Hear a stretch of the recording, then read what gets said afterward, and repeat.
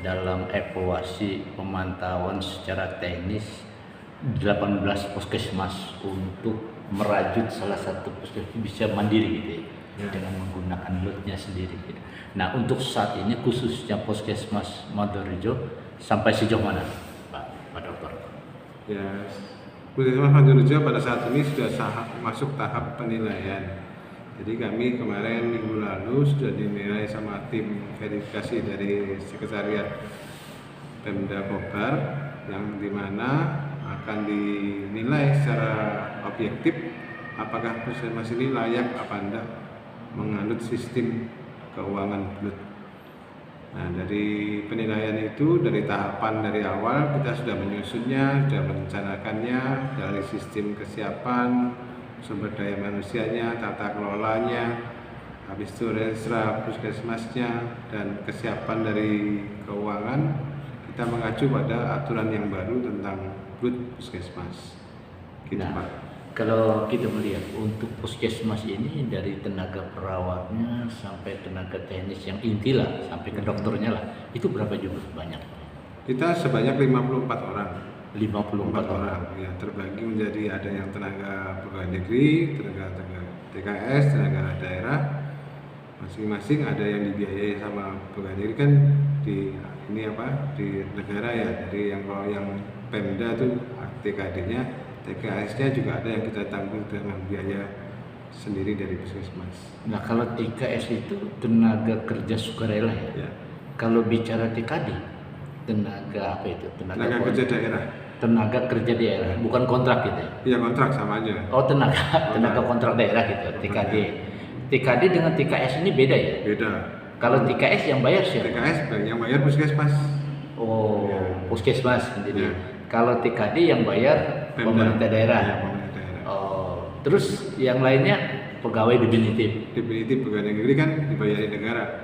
Iya, artinya negara yang bayar. Artinya ada SKCPNS-nya, SKPNS-nya lah gitu ya. Artinya.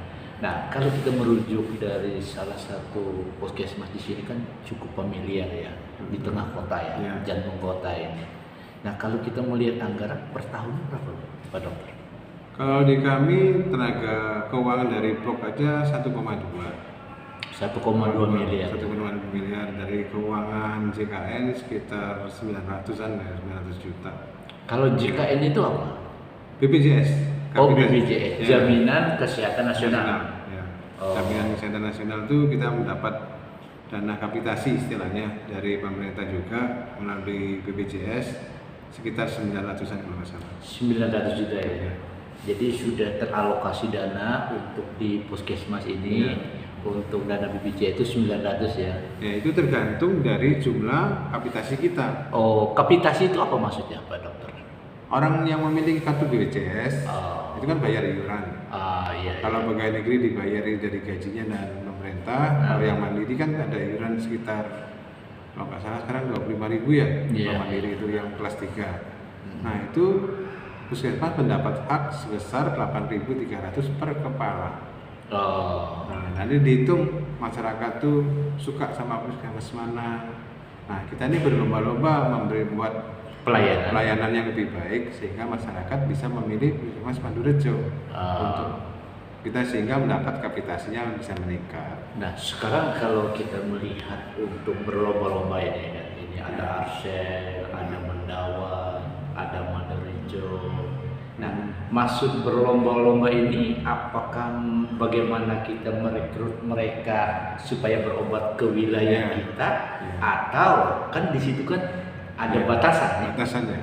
Kira-kira ya kayak apa, Pak Dokter? Berlomba-lomba dalam arti positif ya. Jadi tidak berlomba-lomba dalam arti sikut sana sikut kiri untuk mengambil kapitasinya orang. Nah, kita tetap kan masyarakat yang menilai.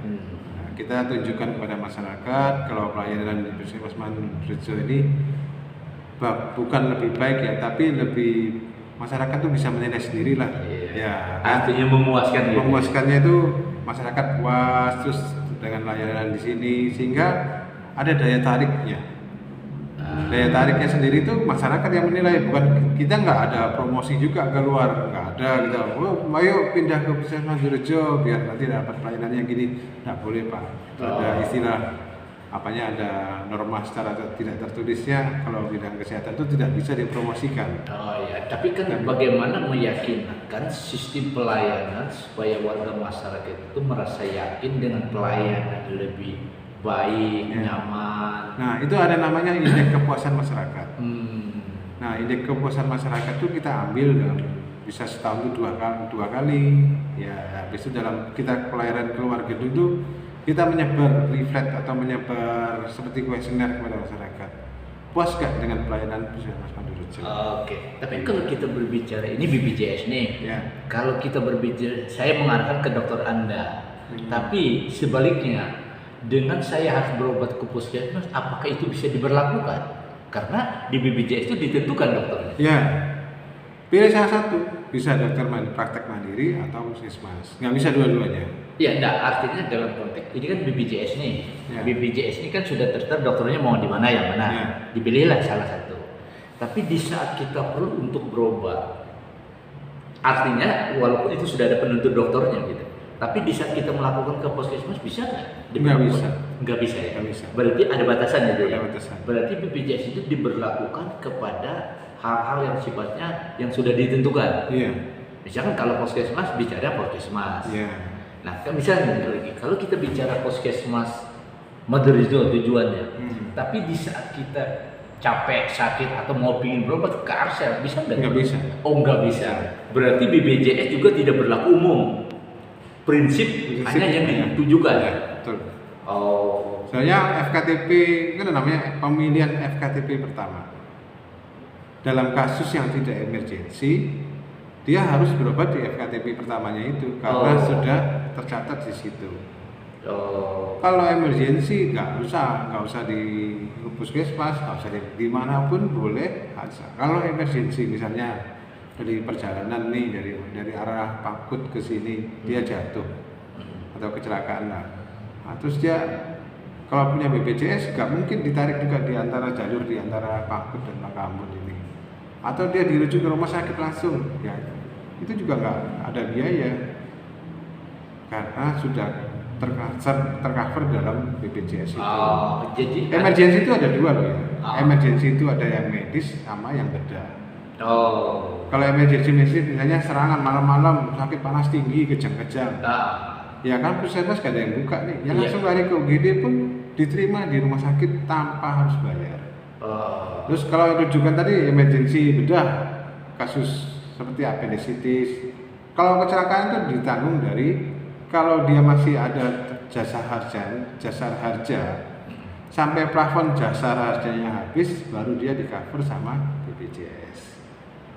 Kecelakaan dulu nih ya, orang jatuh dari motor kah, dari mobil kah. Nah, dia ditanggung jasa harja dulu sampai plafon jasa harja habis baru ditanggung sama BPJS. Jadi biar masyarakat ngerti juga, biar nggak salah. Lebih paham dia. Lebih paham. Artinya apa sih peran fungsi jasa harja, apa peran fungsi BPJS. Hanya masyarakatnya yang belum bayar gitu.